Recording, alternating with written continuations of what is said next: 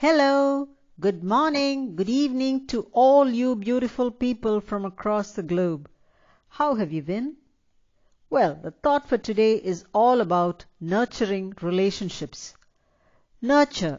The very word means caring for, protecting, helping someone or something grow.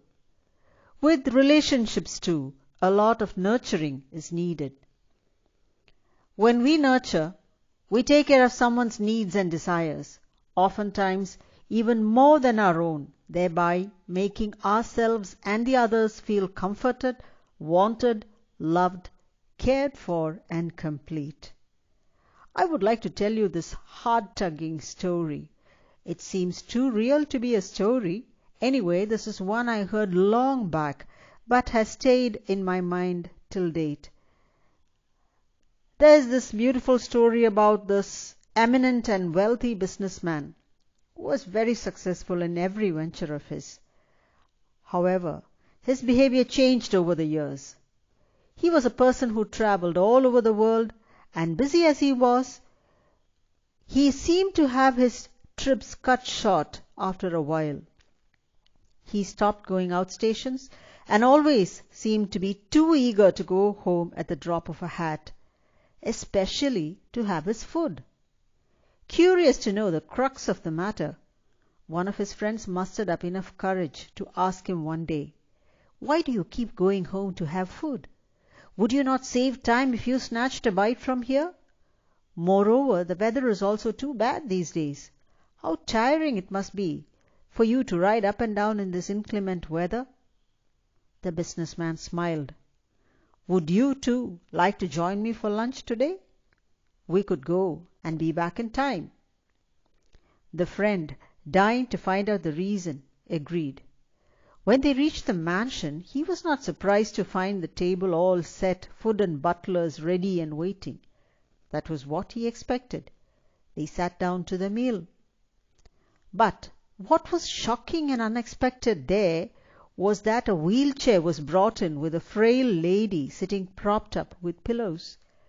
She looked too thin and gaunt. She must have been beautiful in her earlier days. There was no sign of recognition in her eyes. Her eyes had a vacant stare.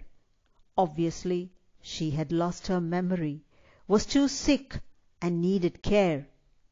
There were 2 nurses waiting on her. They fed her. Seeing the friend's look, the businessman smiled and said, "That's my wife. She's been in the state for quite a while now. She needs constant attention. She cannot fend for herself at all, nor can she recognize anyone. A mere vegetative state. I insist on coming home so that I can have food with her."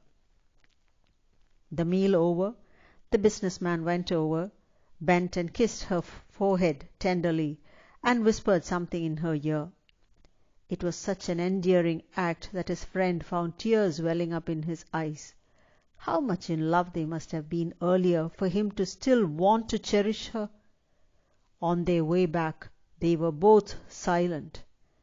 Then the businessman, guessing his friend's thoughts, asked him, "You want to ask me something, don't you?"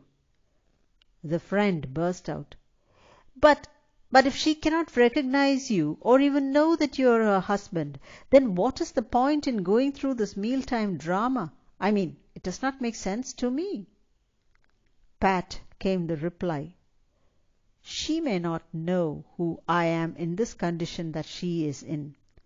But I know who she is. I know who she is." That, my dear friends, is real love. To be compassionate to others is a quality very few people possess. Very often, we do not want to waste time on our loved ones who may have fallen sick or unable to cope by themselves. This story does not stop with this one relationship of a husband and wife. All relationships need to be worked on for it to stay cherished and protected. Nurture your relationships. Care for the needy. Value every life on earth as precious. spread love and happiness around, here and now. On that note, this is Geeta signing off from IAMMARRIAMHERE.com, wishing that you start caring for the needy, elderly, those unable to fend for themselves, and all those who need your attention, respect, and love. Take care. Bye-bye. And it's a big God bless from me.